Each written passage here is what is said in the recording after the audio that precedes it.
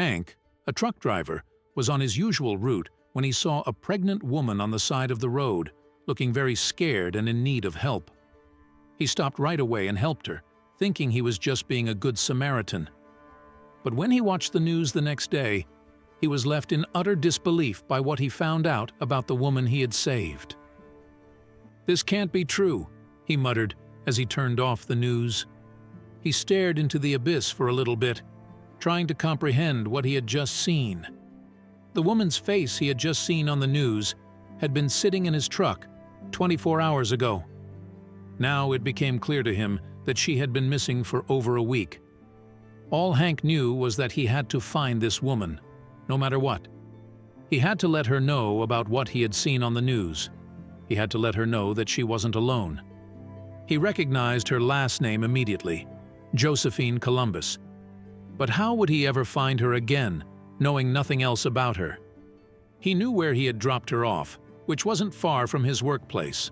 So he hopped into his shoes and headed to the place where he had last seen the woman. While driving there, he thought about how he had spotted her standing at the side of the road. She wasn't trying to hitch a ride, but she had looked stressed and disoriented. Hank stopped out of the goodness in his heart after the woman turned around and showed him her pregnant belly. She was so far along that it was clearly visible, and Hank wouldn't have been able to live with himself had he left her at the side of the road. After he had stopped, the woman was very hesitant to come even close to him, which he could understand. As you know, Hank was a truck driver, and he absolutely looked like one. He had been wearing a tank top, as it was hot outside, and he had a cigarette in his mouth, which he immediately threw on the ground after realizing it would be bad for the baby. After that, the woman slowly warmed up to Hank and stepped into his truck after he offered to drive her home. During the drive, Hank had sneakily looked at the woman. She wore a dress that looked a little dirty, and her nails were dirty as well, but other than that, the woman looked really normal. She didn't say much, but she did thank Hank for his kindness with a handmade doll out of corn leaves before they parted ways. Hank was now almost at the intersection where she had asked him to stop yesterday. He hadn't dropped her off at a specific home or address, but Hank had figured she just didn't want a stranger to know where she lived. It was a long shot, but he hoped he would be able to find her in one of the surrounding houses. He just had to ring every doorbell. "Sorry to bother you, but I'm looking for this woman," he said as he held up a picture he had taken off his TV screen. The woman's face was clearly visible, but it was also pretty clear that Hank had taken the picture off of his TV. So it wasn't surprising that people weren't very keen on telling Hank whether they had seen the woman or not. Slowly but surely, Hank began to lose hope. He was already walking back to his car when he spotted something out of the corner of his eye. A doll made of corn leaves. It was almost exactly the same doll the woman had gifted Hank. The doll lay in the front yard of a house, and he hadn't rung the doorbell yet. One more try couldn't hurt, right? But after showing the bald man who opened the door the woman's picture, he saw no hesitance in his eyes. It was anger. "Why are you looking for her, eh?" the man irritatedly asked. "I have to tell her something," Hank said as his eyes slowly began to look past the man and into his hallway. "Is she back there?" That was a question Hank shouldn't have asked because it set the man right off. He pulled Hank into his house and slammed the door shut. "You want her, eh?" "Well, I'll bring you to her then," the man said, his voice filled with hatred. He pushed Hank into the living room, but it was empty. Well, not exactly, as Hank immediately recognized the woman's dress on the ground. As Hank scrambled to his feet, he faced the man with his fists up against his cheeks. "What have you done to her?" he asked, his voice slightly trembling. The bald man laughed as he lit a cigar. "You'll know soon enough," he answered amusingly. Hank's blood ran cold. What had he gotten himself into? He should have just stayed home. Hank forced a calm he didn't feel and nodded, pretending to agree with whatever the bald man said. As he pretended to settle down, his eyes swept the room, noticing a mix of male and female clothing, photos of places he didn't recognize, and more dolls like the one Josephine had made. Each detail was a clue, and he was silently putting together a puzzle. From the hallway, the bald man's voice was hushed but urgent. Hank leaned closer, catching phrases like, "I have another one, 5 minutes." His stomach twisted. Another what? Another victim? His mind raced with possibilities, but nothing made sense. Who was the bald man talking to, and what was going to happen in 5 minutes? The sound of gravel crunching under tires snapped Hank back to the present. Peeking through a curtain, he saw a black van pull up. A hooded man stepped out, glancing around before heading to the door. His heart hammered in his chest as he realized the situation was about to escalate quickly. Before Hank could react, the bald and hooded men grabbed him, one on each arm. Despite his struggles, they were too strong. They dragged him outside and shoved him into the van. The doors slammed shut, plunging him into darkness. As the van started, Hank tried to find his bearings, knowing he needed to be ready for whatever came next. The van's engine went silent, and Hank felt the vehicle stop. He listened intently, trying to gather any sound that might tell him where they were. The doors opened, revealing a dilapidated building under the dim streetlights. It looked abandoned, and dread pooled in Hank's stomach as he realized this wasn't just a random location. Something was planned here, and he was part of it. "Inside," the hooded man commanded, pushing Hank forward. The dim interior smelled of damp and dust.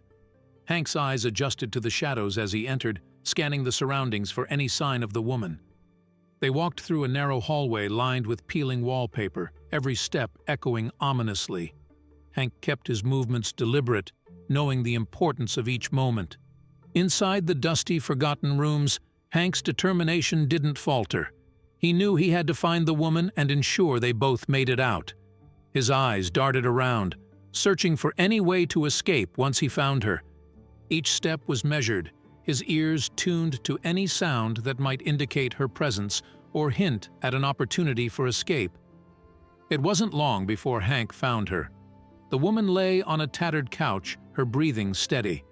It seemed she was sleeping, untouched by the chaos outside. Hank approached quietly, relief washing over him momentarily as he saw her chest rise and fall rhythmically. He stood there for a second, taking in the sight of her peaceful, yet vulnerable state. Hank's relief turned to frustration. "What have you done to her?" he blurted out, not able to contain his anger. The woman's eyes flew open in shock, her gaze flicking between Hank and the surroundings as she tried to orient herself. Seeing him there, she blinked away her confusion, a faint smile crossing her lips before concern crept back into her expression. But the reunion was cut short. Her face contorted in pain, and she clutched at her belly, her breaths becoming sharp and quick. Hank noticed darkening fabric around her waist. Something was terribly wrong. He knelt beside her, panic setting in as he realized she needed help immediately. His mind raced for solutions as he prepared to do whatever it took to aid her. "The baby is coming!" Josephine screamed, her face etched with pain. Instantly, the hooded man sprang into action, fetching blankets from a nearby cupboard, while another woman, perhaps a friend, dashed to Josephine's side. She grasped Josephine's hand firmly, offering words of comfort. "I'm getting you through this, Josephine."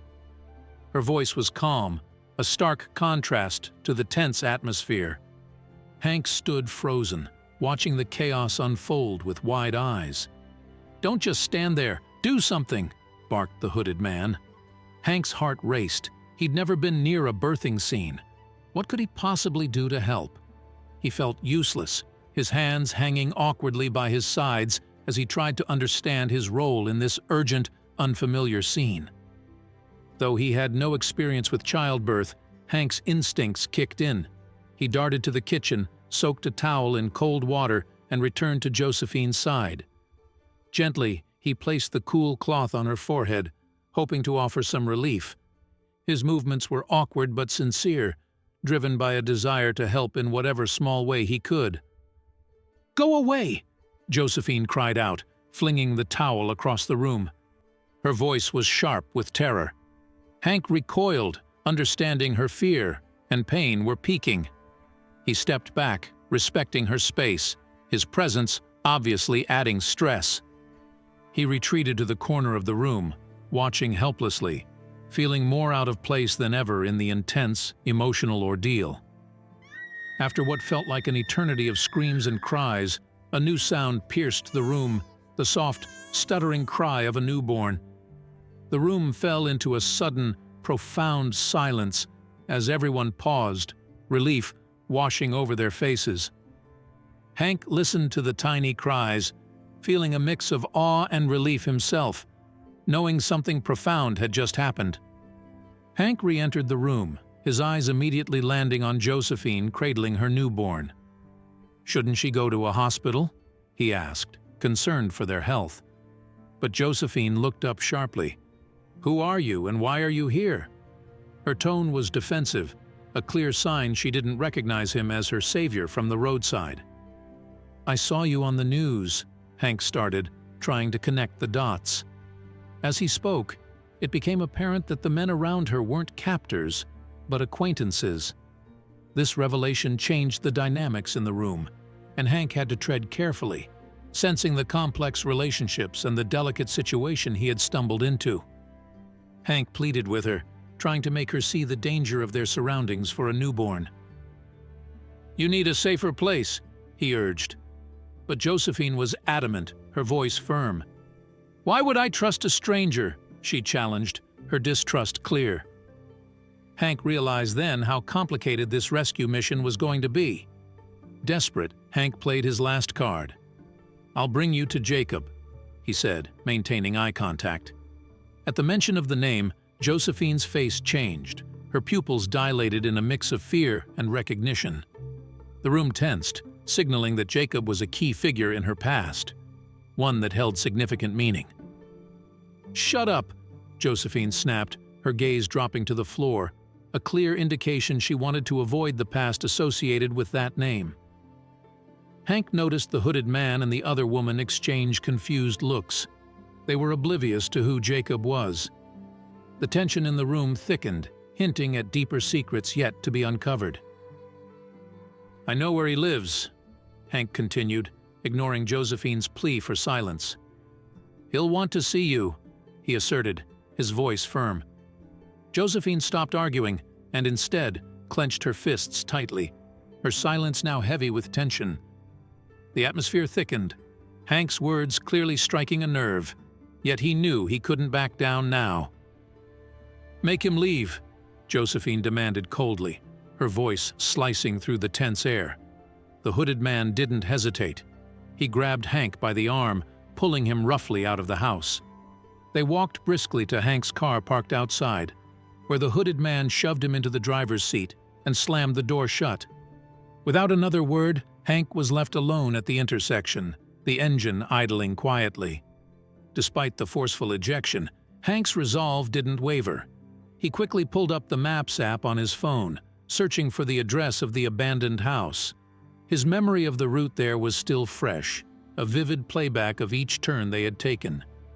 Determination set in. He was not going to let this setback stop him from doing what he felt was right. Once home, Hank didn't waste a moment. He dialed Jacob's number, the memory of the route etched in his mind, aiding him as he recounted the details to the maps on his screen.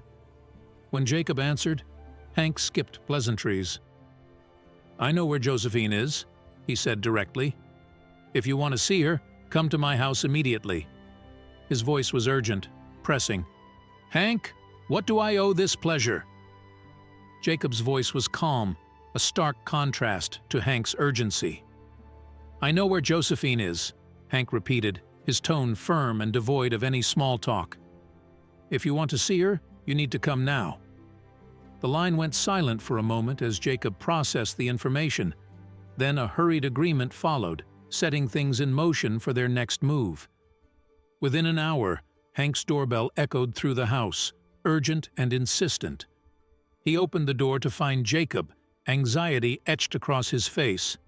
"Where is she?" Jacob asked immediately. his eyes scanning the interior as though he expected Josephine to appear. His presence brought a new energy into the plan, one tinged with both hope and desperation. "Not here," Hank quickly responded, pulling out his phone to help clarify the situation. He tapped on the screen, bringing up a map with the location of the abandoned house marked clearly. "There," he pointed, his finger hovering over the screen. Jacob leaned in, his focus narrowing on the digital pin that represented so much. They knew what they had to do next. Driving together, Hank and Jacob reached the vicinity of the abandoned house. From a distance, they could see the hooded man who was clearly guarding the front door. It seemed Josephine had some influence over him, enough to ensure he kept vigilant watch. This added layer of security confirmed that the situation was more complex than Hank initially thought.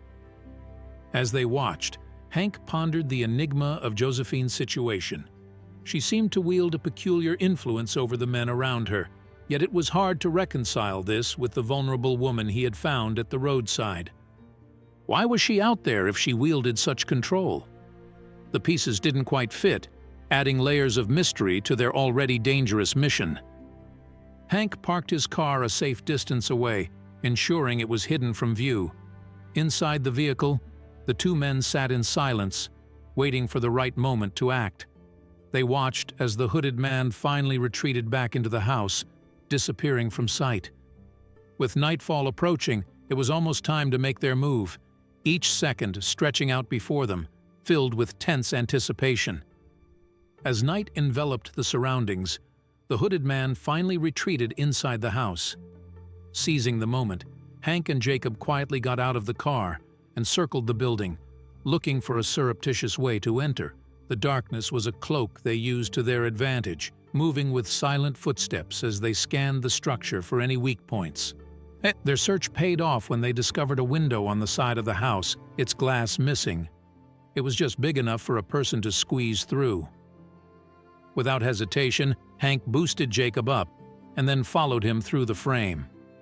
They landed softly inside, their movements cautious and deliberate to avoid making any noise that could betray their presence. Once inside, Hank and Jacob paused, taking in their surroundings. It was odd. Despite the house's abandoned look from outside, the interior was faintly lit by working electricity. The lights cast eerie shadows along the walls, making the place feel less deserted and more like a staged setup. This discovery put them on even higher alert as they moved deeper into the house. As they crept through the dimly lit hallways, a sudden sound stopped them in their tracks, the soft cry of a baby. They listened as Josephine's voice followed, hushing the infant gently. The sound of her soothing whispers was enough to make Jacob's eyes well up with tears. Hank noticed the change in his companion's demeanor, but stayed focused on the task at hand. "You okay?" Hank whispered, turning to Jacob, who simply nodded in response. The emotional weight of the moment was palpable. "I want to get my daughter out of here, together with her baby," Jacob murmured, with a resolve that was both fierce and quiet. Their mission was clear, and every step took them closer to reuniting a family torn apart by circumstances. Hank and Jacob moved cautiously through the darkened house, their steps muted against the old wooden floorboards. With each quiet tread, they edged closer to where Josephine and the baby were resting. Shadows loomed around them, and the only sounds were their controlled breaths and the occasional creak of the house settling, heightening the tension as they neared their goal. Under the veil of night, with the house submerged in sleep, Jacob made his move.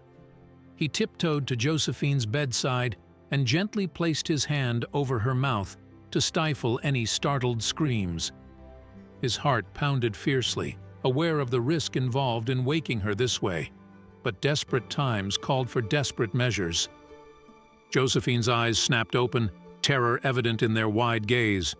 She tried to scream, but the realization that it was Jacob muted her voice. In a panic, she bit down on his hand hard. Jacob winced in pain, but remained silent, understanding her initial reaction was out of shock and fear. "Ouch!" Jacob hushed, retracting his hand quickly.